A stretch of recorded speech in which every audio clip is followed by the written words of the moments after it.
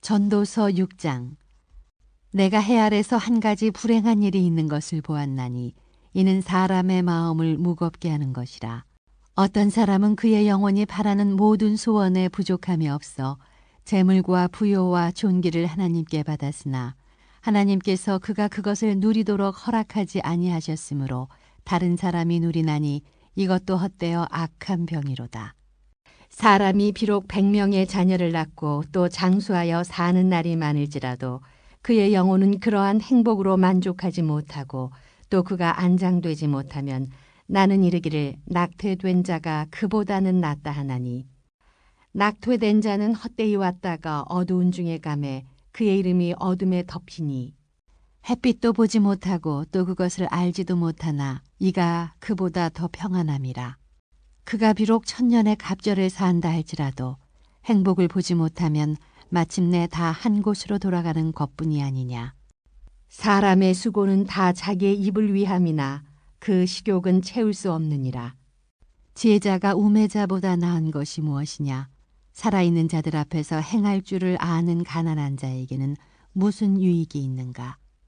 눈으로 보는 것이 마음으로 공상하는 것보다 나으나 이것도 헛되어 바람을 잡는 것이로다.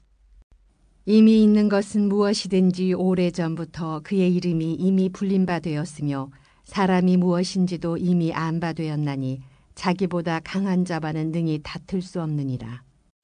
헛된 것을 더하게 하는 많은 일들이 있나니 그것들이 사람에게 무슨 유익이 있으랴.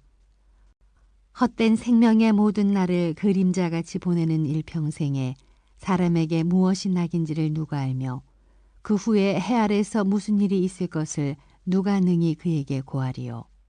부와 행복이라는 제목으로 함께 말씀을 나누고자 합니다. 오늘 말씀을 보면 인생의 허무를 논해하면서도 그 허무가 정말 행복하지 못하기 때문에 허무하다. 이제 이 부분을 여러 번 반복해서 말하고 있습니다. 구절구절마다 행복에 대해서 이야기하고 있는 것이지요. 과연 행복이란 무엇인가? 행복은 어떻게 누릴 수 있는가? 이제 이 질문을 오늘 본문을 보면서 던질 수 있습니다. 인생이 왜 이렇게 허무한가? 모든 소원을 다 이루었지만 삶에 부족함이 없지만 행복하지 않다는 겁니다. 수백 명의 자녀를 낳고 자녀들로 인한 기쁨도 있었지만 장수하며 1000년 갑절을 산다 해도 행복하지 않다는 겁니다. 먹고 싶은 거 다 먹어보았지만 채울 수 없고 해보고 싶은 거 다 해봤지만 행복하지 않다는 겁니다. 그래서 허무하다는 것이지요. 늘 마음을 무겁게 하는 불행이 있다는 겁니다. 이게 바로 전도자의 고백이지요. 1절을 보면 이렇게 말씀합니다. 내가 해 아래서 한 가지 불행한 일이 있는 것을 보았나니 이는 사람의 마음을 무겁게 하는 것이다. 무엇을 해도 행복하지 않다는 겁니다. 세상 사람들이 살아가는, 예수 없이 살아가는 모든 삶에 살아가는 삶이 이렇다는 것이지요. 겉으로는 좀 행복한 것 같습니다. 그러나 마음에 늘 무겁게 하는 불행이 있다는 것이요. 이 불행이 어디로부터 왔고 어떻게 이 불행의 문제를 해결할 수 있는지도 모릅니다. 그래서 불행한 것이지요. 허무한 겁니다. 그 불행을 2절에 보면 악한 병이다. 이렇게 이제 말하고 있습니다. 이 불행은 마치 내가 중한 병, 고칠 수 없는 병, 악한 병에 걸린 것과 같아. 이제 이렇게 말씀하고 있는 것이요. 2절을 보면 어떤 사람은 그의 영혼이 바라는 모든 소원에 부족함이 없어 재물과 부요와 존귀를 하나님께 받았으나 하나님께서 그가 그것을 누리도록 허락하지 아니하셨으므로 다른 사람이 누리라니 이것도 헛되어 악한 병이로다.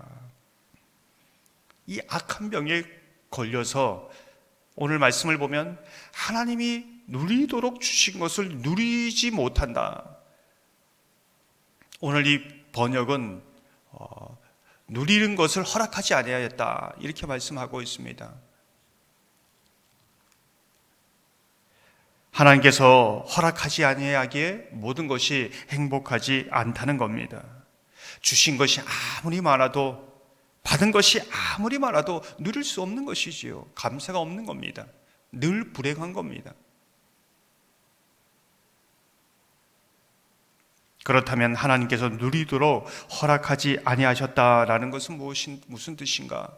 내 것을 하나님께서 오늘 본문처럼 다른 사람에게 주어서 내가 누리지 못하는가? 그런 의미도 되지요. 그러나 누리지 못하도록 하셨다. 마치 하나님께서 우리가 행복한 것을 원하지 않는다, 이렇게 이제 해석하기도 합니다. 근데 그렇지 않지요. 하나님은 우리가 행복하기를 원합니다. 하나님께서는 우리가 행복하는 것을 보는 것이 기쁨입니다. 소원입니다. 우리가 행복하도록 우리를 창조하셨습니다. 그런데 왜 행복하지 못한가? 누리지 못하는가? 이게 인간의 단식이요, 질문이지요. 하나님께서 모든 것을 주셔서 누리기를 원하지만은 우리가 그 부분을, 주신 것을 누릴 수 있는 눈이 가려져 있다는 것입니다. 하나님께 주시는 그 행복의 통로가 막혀 있다는 것이지요. 저는 그렇게 해석합니다. 요한계시록 21장 5절을 보면 이렇게 말씀합니다. 보좌에 앉으신 이가 이르시되 보라 내가 만물을 새롭게 하노라 하시고 또 이르시되 이 말은 신실하고 참되니 기록하라 하시고. 예수 그리스도께서 주시는 은혜라는 것은 무엇인가? 해 아래 새 것이 없습니다. 무엇을 먹어도 보아도 가져도 새로운 것이 없습니다. 불행합니다. 근데 예수 그리스도께서 주시는 은혜는 모든 것을 새롭게 하시는 은혜입니다. 새롭게 보게 하는 은혜이지요. 우리의 영혼을 새롭게 하십니다. 우리의 심령을 새롭게 하시는 것이지요. 우리의 모든 주인 것을 새롭게 보게 합니다.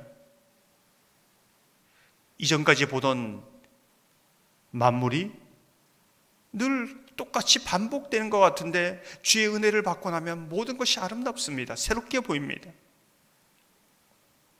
모든 것을 누릴 수 있는 은혜를 주시는 것이지요. 그래서 주에도 말씀드렸지만 새 사람 된 우리는 매일매일 새로운 은혜가 필요합니다. 새로운 소망을 필요합니다. 새 힘이 필요합니다. 그 힘으로 살아가는 사람이지요. 오늘도 어쩌면 아침에 눈을 뜰 때에 모든 것이 반복되는 하루처럼 보이지만 오늘도 하나님이 새로운 은혜를 주시고 새로운 기쁨을 주시고 새로운 소망을 주시고 새로운 능력을 주실 때 오늘도 우리는 그 새로운 은혜로 새로운 날, 정말 경험해 보지 못한 최고의 인생을 하루하루 주님 앞에 살아가는 것입니다. 다른 사람들을 보기에는 그냥 그겁니다. 그런데 너무나 소중한 하루, 또 소중한 사람들, 우리에게 주신 모든 것을 아름답게 볼 수 있는 감사가 있는 것이죠. 그러한 은혜가 이 새벽 저와 여러분 가운데 있기를 주님의 이름으로 축원합니다.